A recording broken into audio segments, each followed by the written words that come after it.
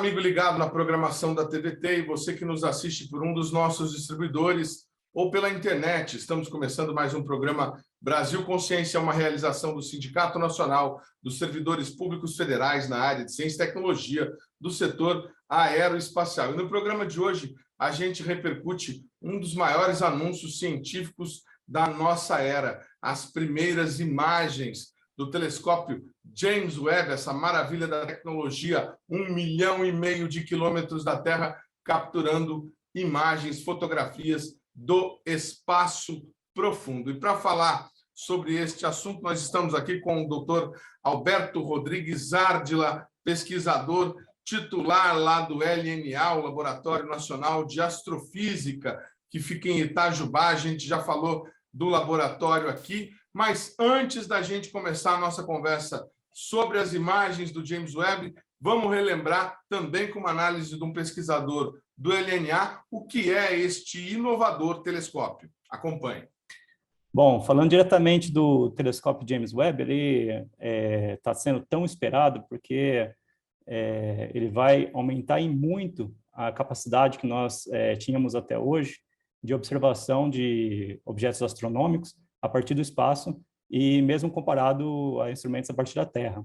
Então, ele é um telescópio bem maior do que o maior telescópio que tínhamos no espaço até hoje, que era o telescópio Hubble, que o Hubble tinha 2,40 metros de diâmetro, e agora o James Webb vai ter 6,5 metros. E, além disso, ele vai trabalhar numa faixa do espectro, né, do espectro luminoso, que o Hubble não tinha acesso, que é o infravermelho, onde você consegue observar objetos mais profundos, mais distantes no universo. Então, você tem uma sensibilidade diferente que realmente vai trazer descobertas muito importantes para a astronomia e para o conhecimento do universo como um todo. Ele está sendo um telescópio que vai observar a partir do espaço, onde você não tem interferência da atmosfera, ou seja, as imagens vão ser muito nítidas, muito estáveis, né? Você pode fazer... claro, ele usa a melhor tecnologia possível, porque você não vai gastar tanto dinheiro para colocar no espaço uma tecnologia defasada. Então, ele está usando tecnologia realmente de ponta para fazer essas observações. Então, tudo isso faz com que ele seja o melhor instrumento que a gente tem para observar. Mas a questão do espelho, do tamanho do espelho, é o seguinte: quanto maior a área do espelho, maior a área em que o telescópio vai refletir a luz para o ponto focal, onde vão projetar as imagens, maior vai ser a área coletora de luz também. Então, isso faz com que você consiga aumentar a quantidade de luz que você concentra no foco da sua imagem. Então, o que isso significa? Que ele tem um poder de amplificar maior a quantidade de luz que você observa de um único objeto. Isso faz com que ele seja mais sensível a objetos mais fracos, né? Então, só por aí, só por essa maior sensibilidade que ele vai ter, ele já se torna um telescópio muito melhor do que o outro telescópio que está no espaço, o Hubble, ou até do telescópio na Terra, por não ter absorção da atmosfera. Mas, além disso, ele vai trabalhar também no infravermelho, que é uma região do espectro que a gente sempre associa um pouco com a luz emitida por temperatura, né? Então, o nosso corpo, por exemplo, está emitindo infravermelho, mas a gente não enxerga, porque nossos olhos eles são sensíveis somente à luz visível. Mas o infravermelho tem uma vantagem muito grande para a astronomia, porque ele consegue, a luz infravermelha, ela passa através da poeira. Então, a poeira ela absorve a luz visível, mas não absorve a luz infravermelha. Então, o que vai acontecer? A gente consegue observar objetos mais longínquos, porque o acúmulo de poeira no espaço que tem, né, apesar de ser muito pequeno, mas quando você observa objetos muito longes, isso já começa a tornar opaco aqueles objetos na luz visível. Então, no infravermelho você consegue ver mais longe. Por isso que ele tem essa interessante capacidade de enxergar objetos bem mais distantes, e eu diria até os objetos mais distantes que a gente consegue observar à luz vão ser os objetos observados pelo James Webb. Por isso que falam que o James Webb vai ser uma máquina do tempo, né? Vai olhar para o passado. Por quê? Porque quanto mais longe você vai, a luz ela demora um certo tempo para viajar no espaço. Então, quanto mais longe está o objeto, mais tempo essa luz demorou para chegar até o telescópio. Isso o James Webb vai observar a luz de galáxias que demorou cerca de 13 bilhões de anos para chegar até o telescópio. Isso significa quase a idade do nosso universo. Então, a gente vai observar aquelas galáxias que ainda, a luz dela saiu de lá quando o nosso universo ainda era muito novinho, tinha acabado de se formar. E por isso a gente vai conseguir entender questões que os astrônomos se fazem, né, sobre aquela época, como que eram as galáxias, como que elas se formaram, como que eram as primeiras estrelas do universo. Então, todas essas questões vão ser respondidas aí observando aquelas galáxias mais novinhas do universo. Muito bem, estamos de volta. Então, agora vamos com a nosso link direto lá com Itajubá, doutor Alberto Rodrigues. Aliás, o senhor me perdoe, supus que o senhor estava em Itajubá. Não sei se o senhor está aí no LNA nesse momento ou se está em algum outro lugar fazendo trabalho remoto. Muito boa tarde, obrigado por ter nos atendido, viu, doutor? Boa tarde, Edson. Sou eu que agradeço pelo convite e pela oportunidade de participar do seu programa. Também agradeço aos ouvintes pelo interesse e estar aqui conosco. E eu sou em Itajubá, realmente aqui no LNA mesmo. Não estou remotamente, estou aqui na instituição mesmo. Que bom, bacana, tá o pessoal já voltando. Na maioria das instituições públicas do país, trabalho 100% presencial. Então, doutor Alberto, vamos começar a nossa entrevista. Se o senhor puder compartilhar aqui com a gente a primeira imagem que foi divulgada, ninguém mais, ninguém menos do que o próprio presidente da República norte-americano, John Biden, colocou lá no Twitter dele, mostra para a gente essa imagem de campo aberto do que seria a maior parte da história do nosso universo, como o senhor estava me explicando antes da gente começar a gravar. Isso, Edson. Então, a primeira imagem que foi publicada a semana passada, retrasada, foi justamente de um campo de galáxias, essa que a gente está vendo na tela, chamada de SMACS 0723. Essa é 0723-5. É uma imagem muito importante porque ela resume, de certa forma, a história do universo e é a imagem mais profunda jamais realizada por um telescópio infravermelho. Esse mesmo campo que a gente está observando aqui foi observado previamente pelo Hubble, pelo outro telescópio espacial, mas em luz visível. É importante aqui ressaltar que a superioridade do James Webb em relação ao Hubble se deve, em parte, por duas razões. Como já vocês viram, o espelho principal é maior, é praticamente 3 vezes maior, então capta mais luz, e ainda ele opera em um comprimento de onda diferente do Hubble, na região do infravermelho. Observar radiação infravermelha da Terra é complexo, porque a nossa atmosfera bloqueia boa parte dessa radiação. Então, a gente tem uma visão do universo infravermelho bem só por pedaços. Essa imagem aqui, só para vocês terem uma ideia, o tamanho que ela tem, é vocês pegarem um grão de areia, vocês pegam um grão de areia com seu dedinho, entre esses 2 dedos, vocês esticam o braço até o mais longe que vocês puderem esticar, e o tamanho que vocês veem do grão de areia é o tamanho do campo que a gente está vendo aqui. Então, é um pedaço muito pequeno do universo, mas que nos traz informações muito interessantes. Por quê? Primeiro passo que a gente está vendo aqui, praticamente tudo que a gente vê aqui, exceto esses pontos mais brilhantes, são galáxias. Tudo que basicamente que a gente está vendo são galáxias. E ainda, a gente pode ver aqui esses objetos, essas galáxias no centro. Elas pertencem a um aglomerado de galáxias. Elas é um aglomerado próximo. E, por causa da força gravitacional do aglomerado, a luz dos objetos que estão por trás são defletidos. Então, é mais ou menos assim. Nós estamos aqui, o aglomerado está aqui, e os objetos que estão atrás do aglomerado, a radiação que vem dele, ou a força gravitacional do aglomerado, atua com uma lente, que se chama lente gravitacional. Então, a radiação que vem atrás, que vem detrás das galáxias de fundo, ela é defletida por causa do aglomerado, e a gente, por isso, vê esses arcos que estamos vendo aqui. Todos esses arcos, essas imagens que parecem riscos, são galáxias que estão por trás do aglomerado, mas que são defletidas justamente pela força gravitacional desse aglomerado de galáxias que está aqui entre o observador, nesse caso nós, e as galáxias de fundo.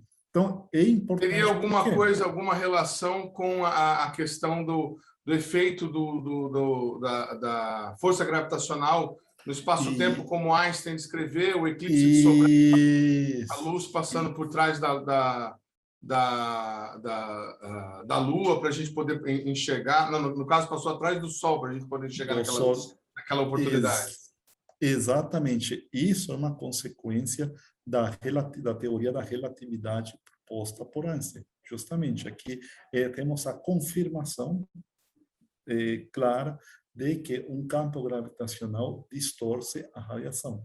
Confirmação visual. A confirmação visual, inclusive, todos, se vocês podem ver aqui, eu posso até fazer aqui um zoom, todos esses risquinhos que estão aqui, que parecem pedaços de arcos. Todos esses pedaços de arcos, ó, isso aqui, esses pedaços de arco, são de galáxias que estão atrás do aglomerado e cuja luz é defletida. O aglomerado de galáxias, basicamente, é esse que a gente tem aqui na região central. E vocês veem que formam arcos. Numa situação ideal, uma única galáxia, um único objeto que estiver atrás do aglomerado, o observador vai ver como um círculo completo. Um círculo. Por isso que, numa distância dada, a gente vê como se fossem pedaços, formando, ao final, um círculo completo. Então, isso aqui nos permite ver várias coisas. Primeiro, a teoria da relatividade funcionando perfeitamente, justamente como Einstein tinha predito, e, ao mesmo tempo, a gente consegue ver objetos de fundo, objetos muito mais distantes. E o que acontece? Essa lente gravitacional, como a gente sabe, as lentes que a gente usa no dia a dia, elas amplificam uma imagem. E a lente gravitacional, o que permite fazer é amplificar também a imagem dos objetos que estão por trás, cuja luz é defletida. Então, a gente pode estudar de uma forma sem precedentes a imagem de objetos que, de outra forma, não seria possível observar, porque elas apareceriam como um ponto. Então, temos aqui uma riqueza de dados surpreendente, porque imagens de fundo e imagens, alguns desses objetos, esses pontinhos que vocês veem aqui vermelhos, não todas essas galáxias que estão aqui são defletidas pelo campo gravitacional, só aquelas que estão atrás, mas, ao mesmo tempo, temos galáxias, temos pontos muito distantes. Algumas dessas galáxias que a gente tem aqui são galáxias cuja luz está chegando ao observador aqui na Terra bilhões de anos depois que se formaram. Então, aqui temos galáxias próximas, galáxias que estão a uma distância mediana e galáxias muito distantes. Galáxias que se formaram quando o universo tinha 10% da idade atual. Então, essa foto aqui é como uma foto através do tempo. A gente consegue ver tanto objetos que estão bem próximos, nos permite estudar de forma muito mais ampla esses detalhes, e objetos cuja luz foi emitida há bilhões de anos atrás. Então, aqui, de certa forma, é a história do universo contada em uma única foto. É surpreendente. E no infravermelho a gente consegue ver justamente objetos bem mais distantes que, de certa forma, são afetados por poeira. A poeira, se a gente tenta ver quando o meio está com muita poeira, a gente não consegue ver muito fundo. Mas no infravermelho, a radiação de objetos no infravermelho, ela atravessa essa poeira. Então, objetos que estão, por exemplo, cobertos por poeira, muito empoeirados ou muito distantes, a gente também consegue ver aqui no infravermelho. É uma imagem que, para ser feita, levou 12 horas de exposição. E é a exposição mais longa que se tem na região do infravermelho, que a gente tem, em comparação, um campo semelhante, o mesmo campo observado pelo Hubble, pelo telescópio Hubble, o outro telescópio espacial, levou dias para ser realizado. E essa imagem foram 10 horas. E a riqueza da informação que temos aqui é maior daquela que nos dá o telescópio Hubble.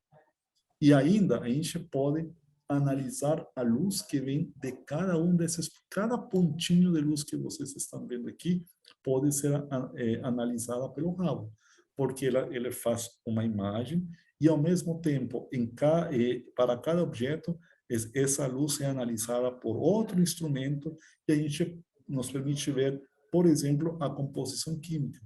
E a partir da composição química dos objetos muito longes e mais próximos, a gente pode saber, por exemplo, a composição deles e como essa composição evoluiu através do tempo. Então, isso nos dá uma informação muito importante sobre justamente como era o gás que formaram as primeiras galáxias, lá no início, perto do Big Bang, e comparar esse gás com os objetos mais próximos.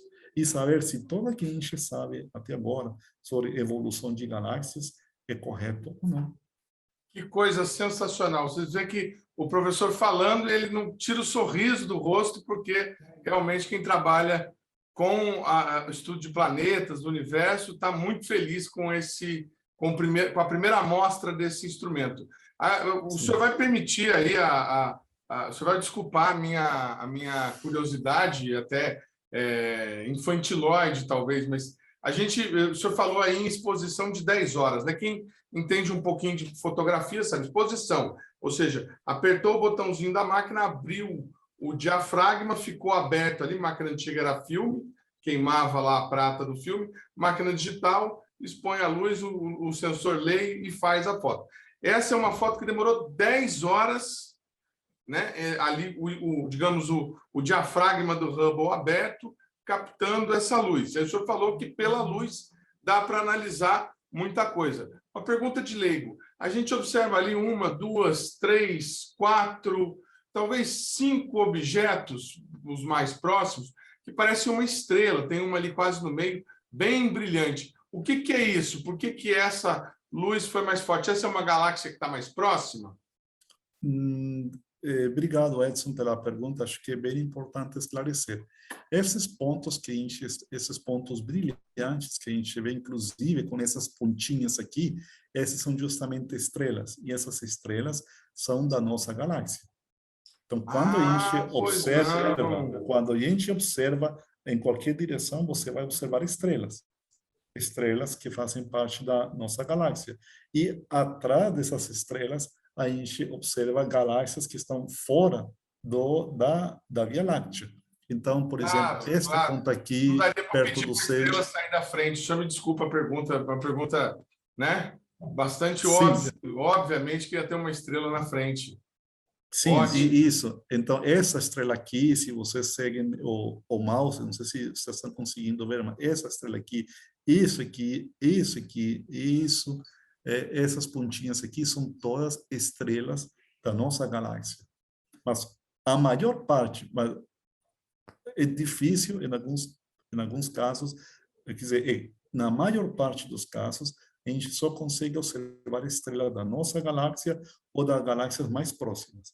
Já para objetos tão distantes, a gente não consegue observar estrelas individuais. A gente o que vê é o conjunto, as galáxias, mas a luz produzida pelo conjunto de estrelas que fazem parte da galáxia, mas a gente não consegue distinguir estrelas individuais. Nesse caso, praticamente todas essas estrelas que estamos nesse campo pertencem à Via Láctea. Perfeitamente. E aí, por que você depois observa objetos de cores diferentes? A gente vê galáxias que dá para ver até o redemoinhozinho, digamos assim, mais lá no fundo vermelhas, e pontos mais lá no fundo em branco, em verde, amarelo. Isso significa proximidade, tamanho da galáxia, distância? O que seria isso? Isso está relacionado realmente com a distância. Objetos mais distantes aparecem mais vermelhos e objetos mais próximos aparecem mais azuis. Então, a maior parte, todos esses pontos mais estendidos azuis são galáxias mais próximas que aqueles que estão mais avermelhados. Por quê? Por efeito do que a gente chama de velocidade de deslocamento. Tenho a palavra em inglês, mas em português às vezes foge um pouco, por causa do deslocamento da luz pela distância do objeto. A luz que no objeto é emitida em cor azul, ela se desloca para a cor vermelha. Quanto mais distante o objeto se encontra da Terra, esse deslocamento é maior. Então, se a gente tem um objeto que basicamente está emitindo luz azul, quanto mais distante a gente coloca ele, essa luz vai se deslocando para o vermelho. E justamente aqui no infravermelho, que é uma das partes mais legais do James Webb, a gente consegue ver objetos muito, muito mais distantes dos que a gente consegue ver com o telescópio espacial, com o Hubble, porque o Hubble não permite observar no infravermelho, dessa forma, na região de comprimento de onda que o James Webb permite observar. Então, aqui a gente realmente consegue observar o universo primitivo, o universo como ele era quando o universo tinha uma fração pequenininha da idade atual. Por quê? Porque toda essa luz que estava na região azul, agora se deslocou para a região vermelha do espectro. Então, todos esses pontos vermelhos que a gente está vendo aqui, é um efeito combinado, tanto da distância, seja objetos muito distantes, e às vezes também indica composição química. Objetos com estrelas velhas emitem principalmente na região vermelha. Objetos com estrelas muito jovens emitem na região azul. Então, temos uma combinação de efeito de idade das estrelas, de distância na qual a galáxia se encontra, daí que vem a riqueza da informação que esse campo nos proporciona. No único campo, por isso eu disse no início, a gente tem a história do universo, a história evolutiva. Desde objetos que se formaram logo após o Big Bang, depois da grande explosão, até objetos locais, como essas estrelas que a gente vê aqui, as estrelas jovens, ou não jovens, mas estrelas que têm talvez a idade da nossa galáxia, que é muito mais jovem que aquelas galáxias primordiais, aquelas que se formaram quando o universo tinha uma fração 10% da idade atual. Então, aqui, a gente pode passar anos estudando esse campo, justamente porque são tantos objetos ao mesmo tempo, cada ponto que vocês observam aí, cada pontinho é um objeto. E a partir da luz desse objeto, a gente pode traçar a distância na qual ele se encontra, a sua composição química e a sua evolução. Por isso é importante. Como eu mencionei no início, isso aqui, esse campo, tem o tamanho de um grão de areia. Agora, imagina quando a gente tiver 1000 campos como esses observados. A gente vai demorar anos estudando essa informação, justamente porque é informação tanto de imagem quanto da análise da luz que vem de cada um desses pontinhos. Doutor, deixa eu aproveitar então e fazer outra pergunta para o senhor. A gente está vendo aí algumas das formas, como o senhor explicou, não são as formas exatamente, elas são imagens, digamos assim, projetadas para frente por conta do efeito gravitacional, uma lente de aumento, né? E aí a gente está vendo nesse campo que o senhor disse que é um grão de areia, talvez centenas, milhares de galáxias, né? E no meio disso tudo tem as galáxias elípticas, galáxias esféricas e... Espirais. Elípticas, espirais... Irregulares. Imagino eu que deva ter aparecido algum planeta. Existe alguma novidade, algo assim? Nunca tínhamos visto esse objeto antes que já possa ser dito com relação às imagens que o James Webb obteve? Bom, em relação a essa imagem em particular, a gente já se sabe, justamente porque para cada um dos pontinhos que a gente está vendo aí, temos a análise da luz que foi emitida pelo objeto, a gente já conseguiu detectar objetos extremamente distantes, que nunca antes tinham sido observados na região do infravermelho. Então, aqui vocês podem imaginar também que cada uma dessas galáxias está composta por milhões de estrelas. E é altamente provável que, ao redor de essas estrelas, existam planetas. Não há, até agora, uma confirmação de planetas fora da nossa galáxia. Isso não temos confirmação. Mas se existem, pelo menos, ao redor de 5.000 planetas extrasolares, ou seja, planetas detectados ao redor de outras estrelas da nossa galáxia, por que pensar que não seria diferente com todos esses milhões de galáxias que estão fora da Via Láctea?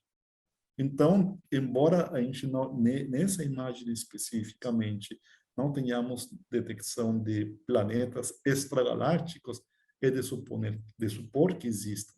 Inclusive, uma das imagens do Hubble, uma das 5 que foram do James Webb, desculpe, uma das 5 imagens do James Webb que foram liberadas é de justamente a análise da luz da atmosfera de um planeta extrasolar, que está girando ao redor de uma outra estrela, de uma estrela que se encontra na Via Láctea.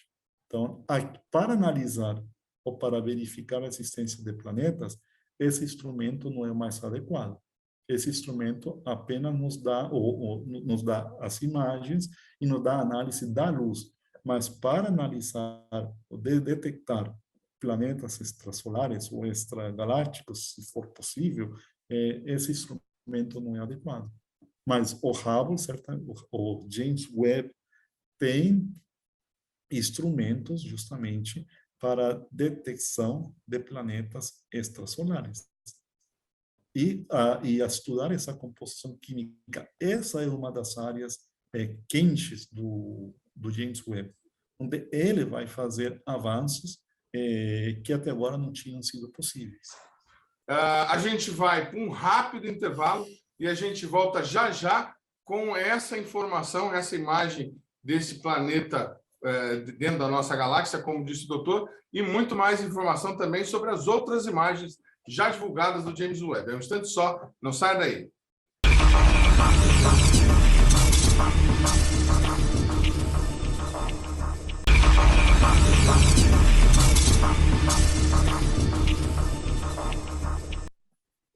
Segundo bloco, o programa Brasil Consciência de volta, falando hoje da divulgação das primeiras imagens captadas pelo telescópio James Webb, as primeiras imagens divulgadas, né? Não sabemos se eles têm mais imagens que ainda não foram divulgadas.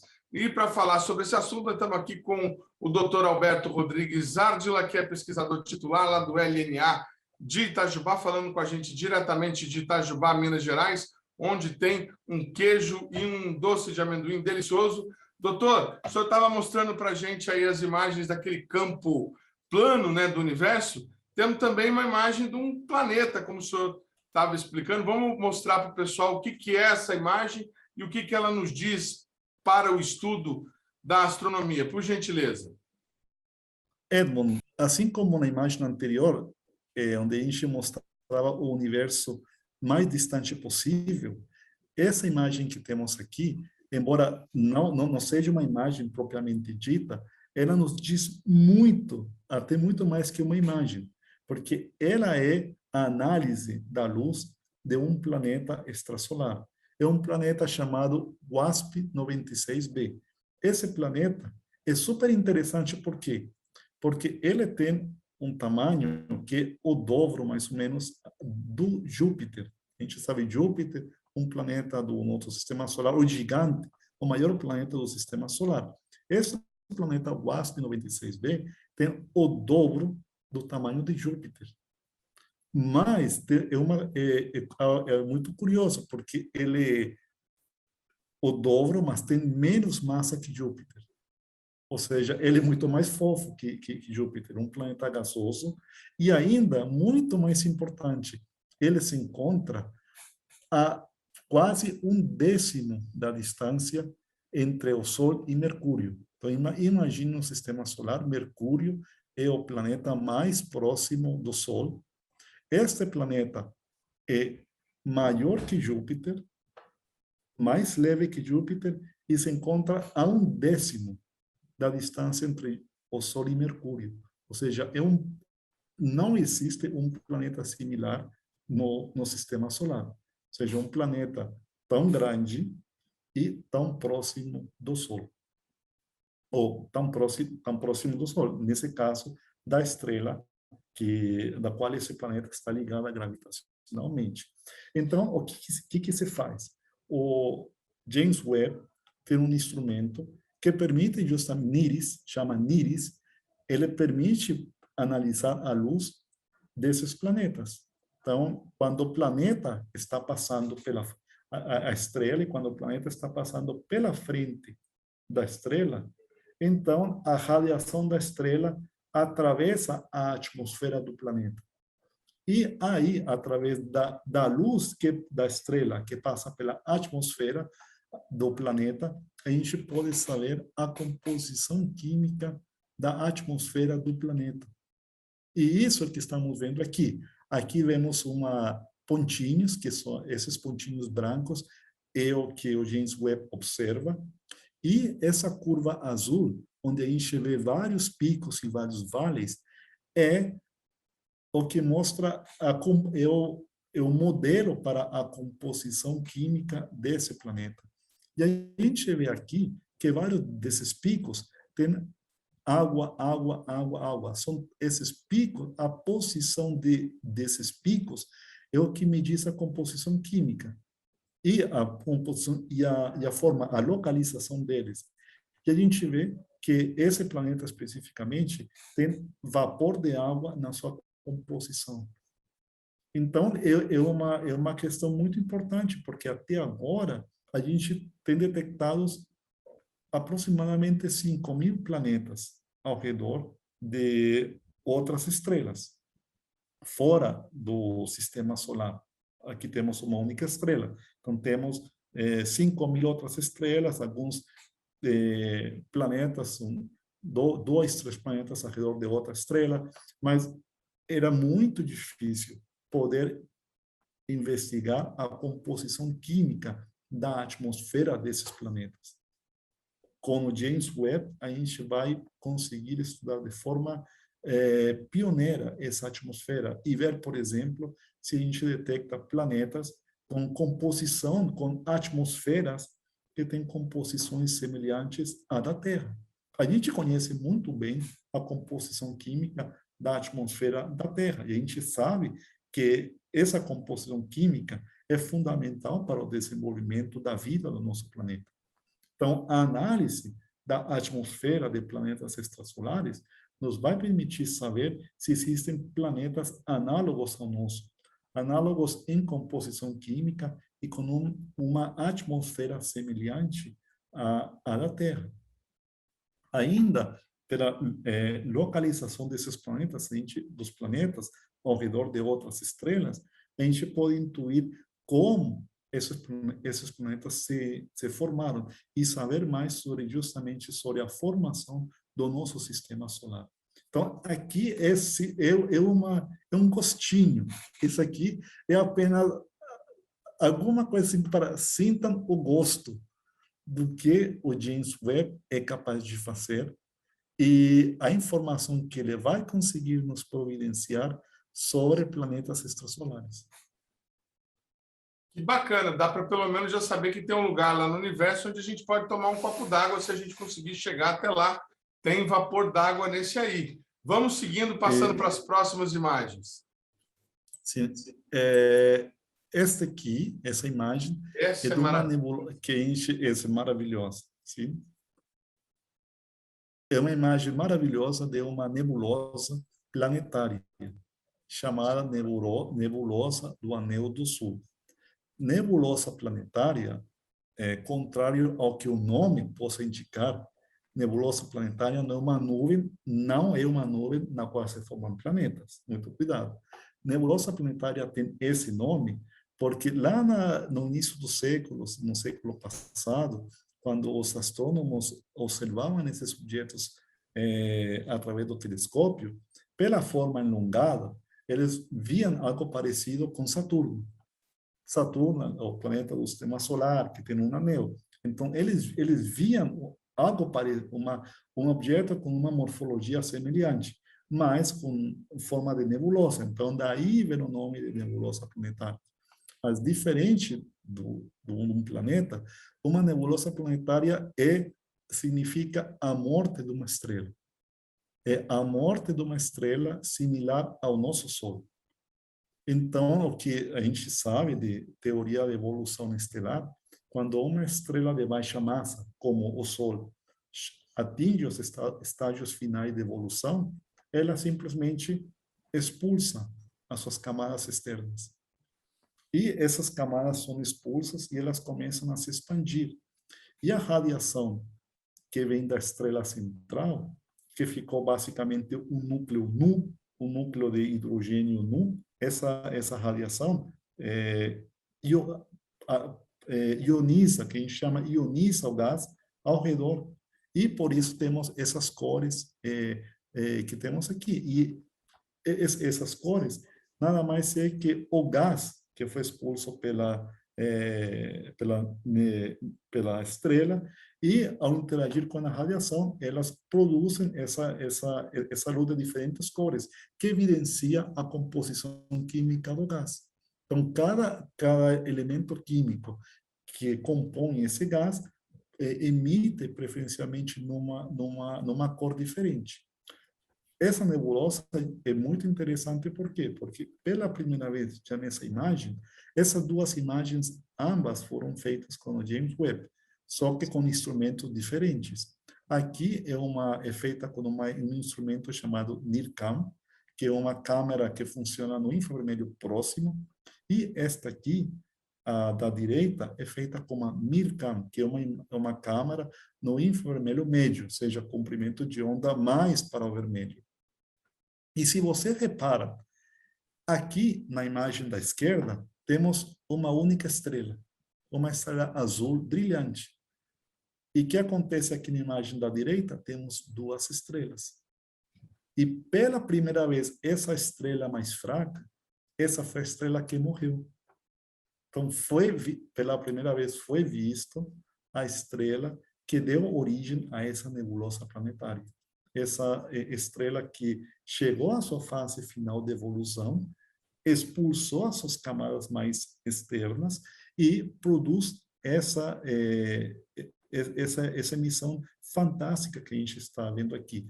A estrela companheira, essa que vemos aqui bem brilhante na imagem da esquerda, e mais fraca aqui também, mas ainda brilhante na imagem da direita, ela é uma estrela mais jovem, mas também num futuro distante, ela vai passar pelo mesmo processo, expulsar as camadas externas e continuar com o processo, com a formação da nebulosa planetária.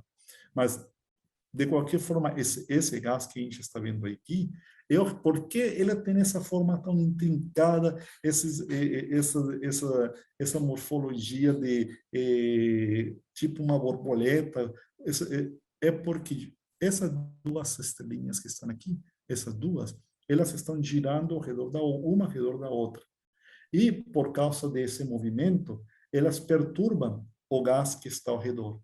E por essa perturbação, é como se eu tivesse um líquido e estivesse mexendo com uma colher.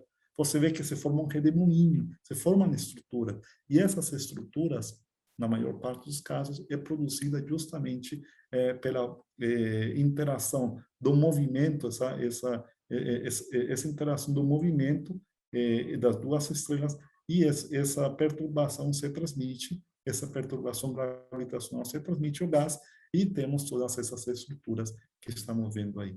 Então, interessante, doutor. Nossa! E como estamos no infravermelho, a gente pode ver o efeito da poeira aqui. Aqui na imagem da esquerda, por que não vemos essa estrela, a estrela que morreu? Porque ela está envolvida em poeira. Aqui, esta imagem da direita, como essa radiação de comprimento de onda maior, e que atravessa mais facilmente a poeira, a gente consegue ver essa estrela aqui no centro, muito mais facilmente. Então, é a primeira vez que a estrela que originou essa nebulosa planetária foi observada, isso graças ao James Webb. A próxima imagem, o que o senhor tem aí para mostrar para a gente? Certo, Edmund. Aqui temos o oposto do sistema que acabamos de ver. A gente tinha acabado de ver uma nebulosa planetária, que, como eu falei, é o estágio final da morte de uma estrela. Aqui é tudo o contrário. Aqui temos o exemplo oposto àquele que a gente acabou de ver. A gente viu o caso de uma nebulosa planetária, que, como eu mencionei, é o estágio final da evolução de uma estrela. Aqui, justamente o contrário, é o lugar onde nascem estrelas. Então, assim como para formar estrelas, a gente precisa de uma nuvem de gás e poeira. E quando uma estrela é formada, uma estrela ou um grupo de estrelas, essa radiação que vem da estrela se encarrega de limpar, expulsar através de ventos estelares todo esse material que sobrou da formação estelar. E aqui estamos vendo a nebulosa de Catarina, que é uma região de formação estelar. Vale mencionar que isto aqui que a gente está vendo é só um pedacinho, porque ela é uma região muito gigante. A gente está observando um pedaço da borda interna da região onde estão se formando estrelas. As estrelas mais jovens, super quentes, estão para a parte superior. E tudo isso que a gente está vendo aqui é justamente o efeito de erosão no resto do que restou da formação das estrelas, essa erosão provocada pela radiação estelar. Então, aqui a gente vê todo esse que parece como se fosse uma serra ou uma montanha, quando a gente vê a silhueta de uma serra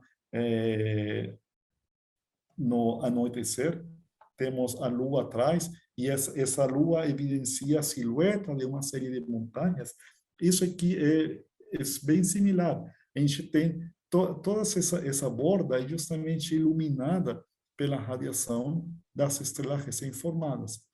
Por que é importante estudar isso? Porque até agora a gente não sabe, não entende muito bem como é que, a partir de uma nuvem de gás dada, qual é o número de estrelas que se formam, e estrela de alta massa, de baixa massa, como é essa distribuição de massas das diferentes estrelas que são formadas a partir de uma única nuvem. E o estudo dessas regiões de formação estelar, através do James Webb, justamente pela capacidade de observar no infravermelho, é que a gente vai poder entender de forma mais clara esse processo de formação estelar. Como eu mencionei, as estrelas se formam a partir de nuvens de gás e poeira.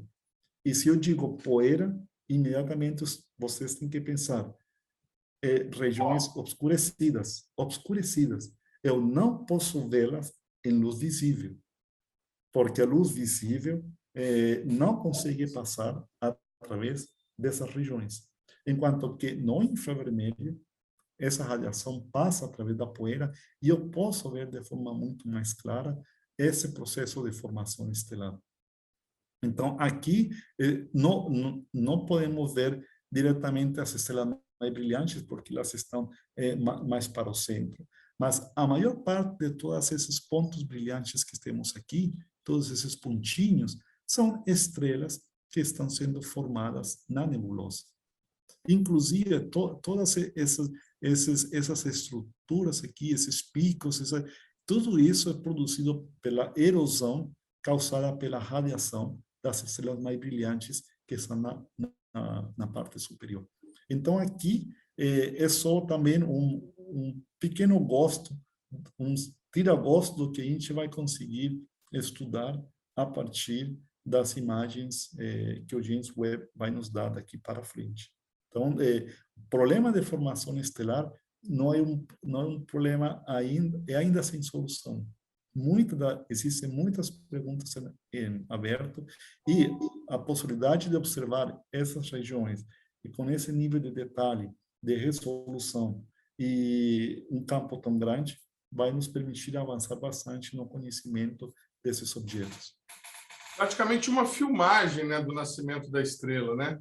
Impressionante ter esse registro tão de perto. Bom, a gente vai para um rápido intervalo e a gente volta já já com mais informações. Tanto só não sai daí.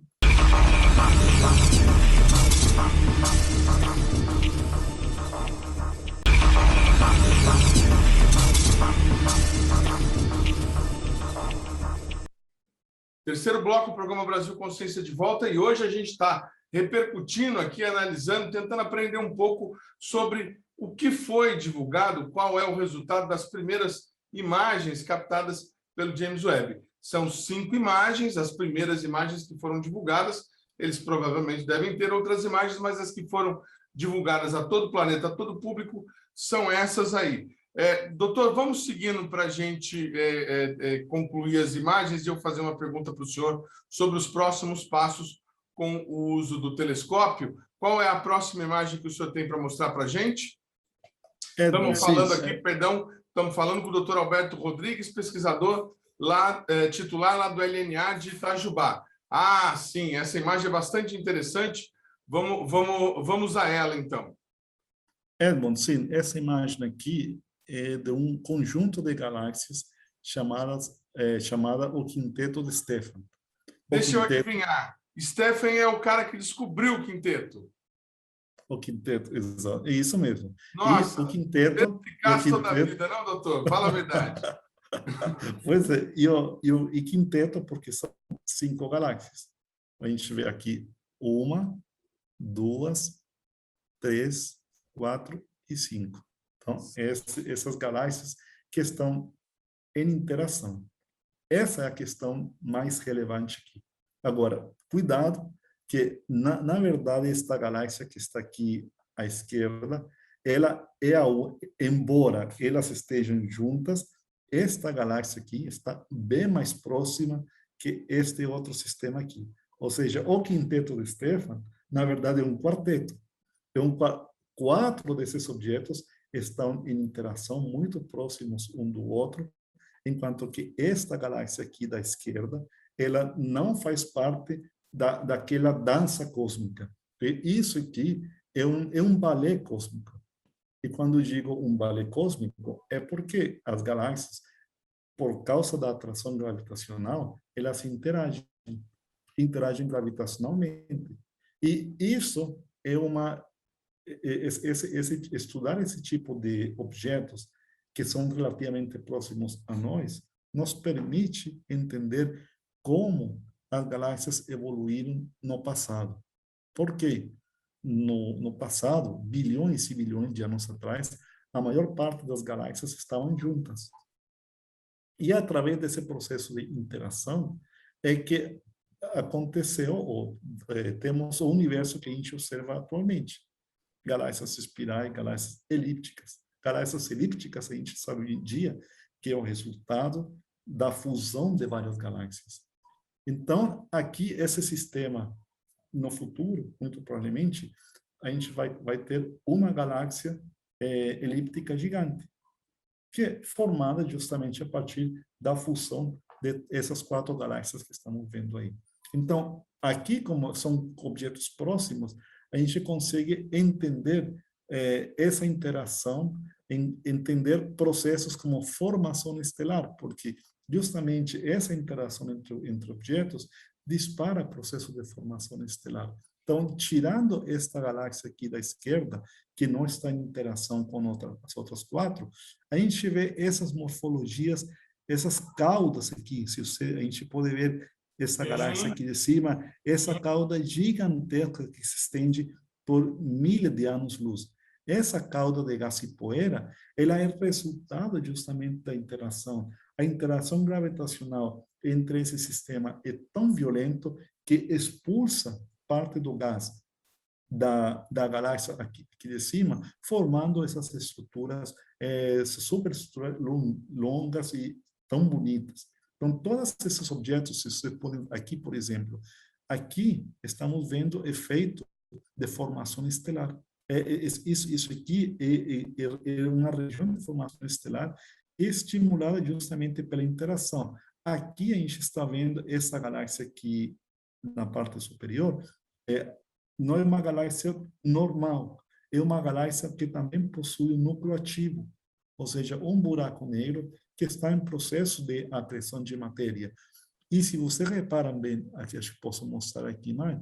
Aqui temos espécie de jatos. Esses jatos que são produzidos aqui, essa ejeção de material é efeito da atividade nuclear que temos aqui. Então, aqui temos interação gravitacional de um grupo de 4 galáxias que nos permite justamente estudar como é que é a cinemática da interação, nos permite entender como eram as galáxias no passado, quando elas estavam muito mais próximas. Ou seja, quando a gente vê o universo no passado, não vemos galáxias espirais tão bonitinhas ou galáxias elípticas tão bonitinhas como a gente vê hoje em dia.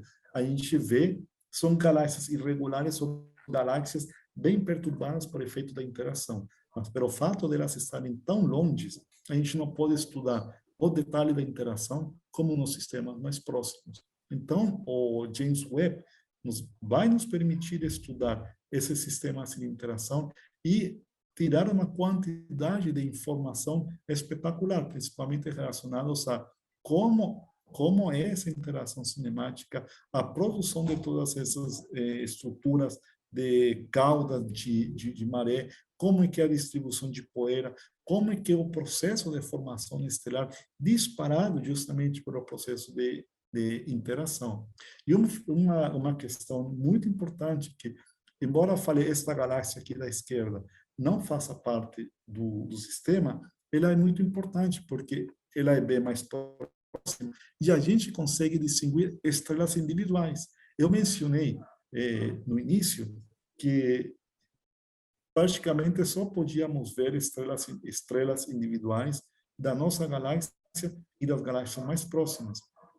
Mas graças ao poder do James Webb de imaginamento profundo, nesse objeto aqui, vários dos pontinhos que a gente consegue detectar aqui são estrelas individuais pertencentes a essa galáxia.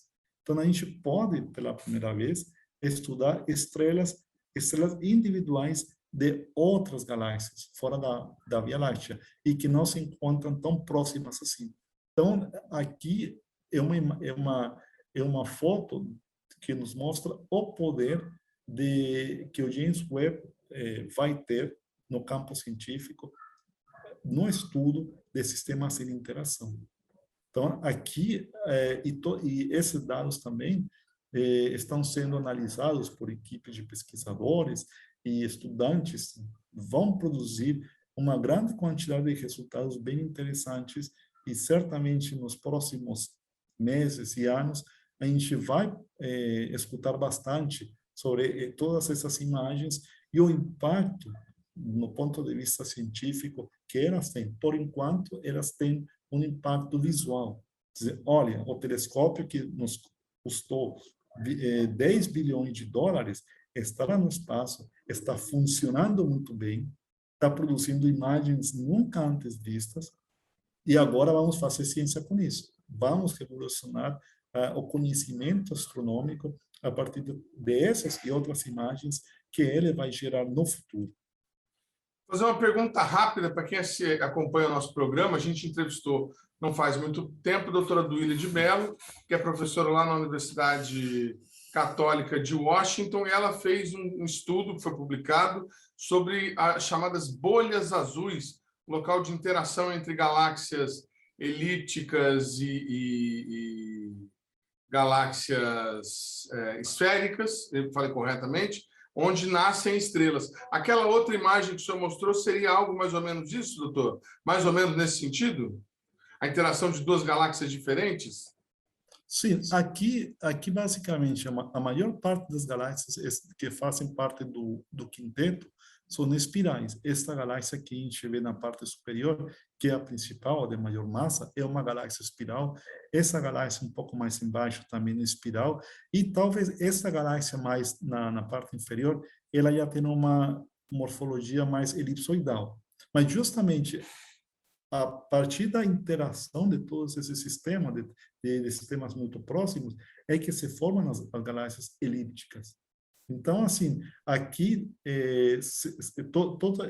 todo esse gás que é expulso a partir da interação, ele é tão quente, ele é aquecido por causa da interação, e de forma que pode produzir todas essas bolhas que o Edmond está mencionando. Então, sim, aqui não necessariamente aqui esteja acontecendo esse efeito neste momento, mas vai permitir justamente dar pistas sobre como é que todas essas bolhas que você mencionou se produzem nesses sistemas de interação. O senhor estava falando, então, sobre fazer ciência agora com essas imagens. A pergunta que eu queria fazer para o senhor é o seguinte: inicialmente tinha alguns grupos, alguns pesquisadores brasileiros que já tinham inscrição para participar de estudos do James Webb. O que tem lá na fila que interessa para a gente? Tem algum estudo no qual o pessoal daí do LNA esteja participando, que vocês estão de olho para ver os resultados? O que a gente pode esperar aí nos próximos meses daquilo que está programado para ser feito? É uma pergunta bem interessante. Eu sei que tem pesquisadores brasileiros que conseguiram tempo de observação com o James Webb na fase inicial. Senão, essas imagens que a gente viu, como eu mencionei, são imagens de texto, digamos assim.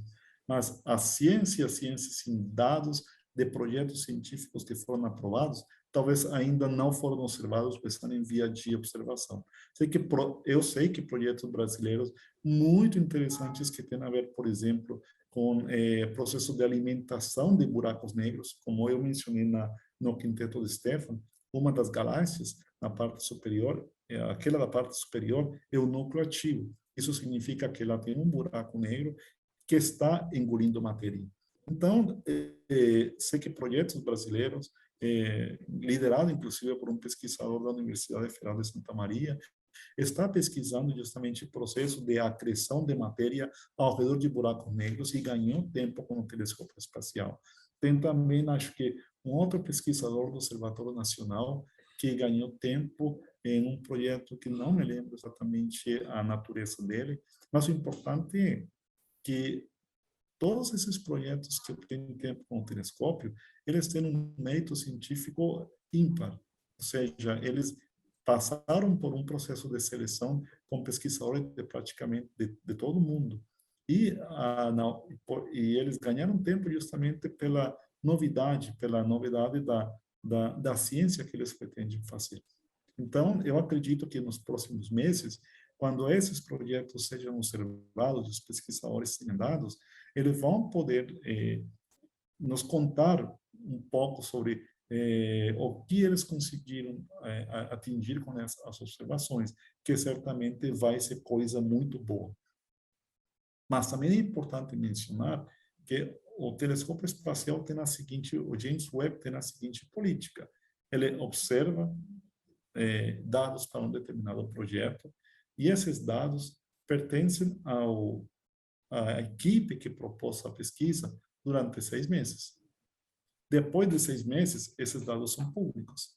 Então, a comunidade de astrônomos em geral vai se beneficiar de toda essa informação, porque, como a gente viu agora, através dessas 5 imagens, a quantidade de informação que temos é muito, mas muito grande.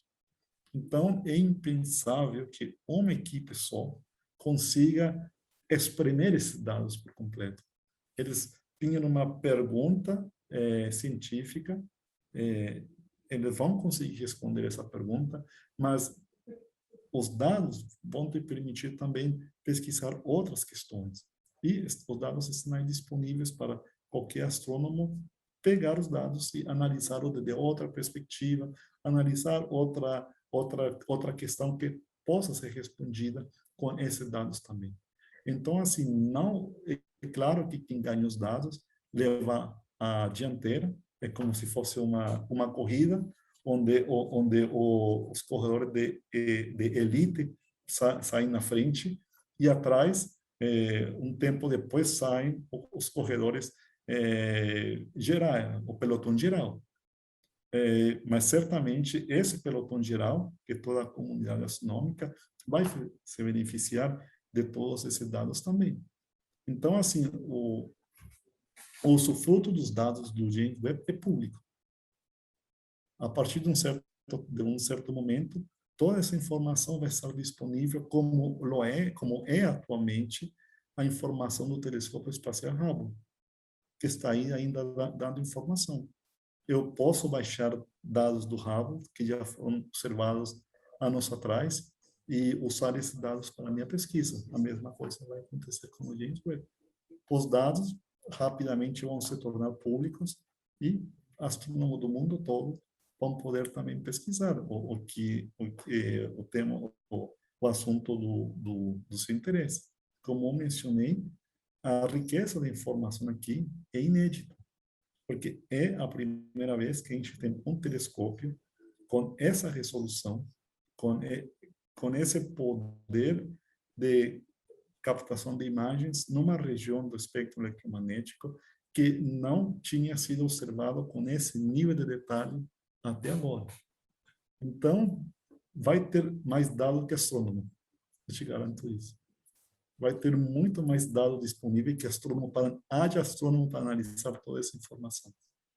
Muito bem, que bacana que a humanidade está dando este grande passo com o telescópio James Webb. O programa Brasil Consciência vai ficando por aqui. Você que quiser conferir os demais programas produzidos pela rádio do SINCT deve acessar a nossa página no Facebook, que está aí para você na tela nesse momento. Você que quiser conferir todo o conteúdo já produzido pelo Brasil Consciência, nosso canal no YouTube também está sempre disponível para a sua pesquisa. Dúvidas, críticas, reclamações e sugestões, nosso e-mail está aí na tela, sempre disponível a receber a sua comunicação. A gente volta na semana que vem com um programa inédito para vocês, já lá de Campo Grande, na SBPC. Tchau, gente. Até semana que vem.